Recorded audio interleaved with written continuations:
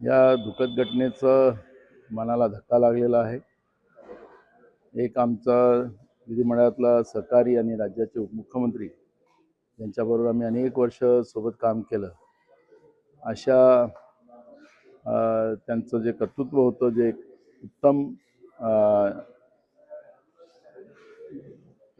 शासन आणि उत्तम प्रशासन याच्यावर त्यांची मोठी पकड होती आणि शब्दाचे पक्के दादा असं त्यांचा उल्लेख केला जात होता।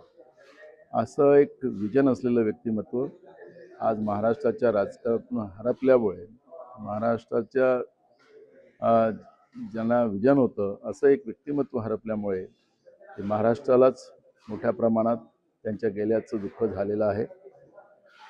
अशा या आमच्या सहकारी अजितदादांना त्यांच्या परिवाराला जे दुःख झालेलं आहे त्यांना ईश्वर हे दुःख सहन करण्याची क्षमता प्रदान करो।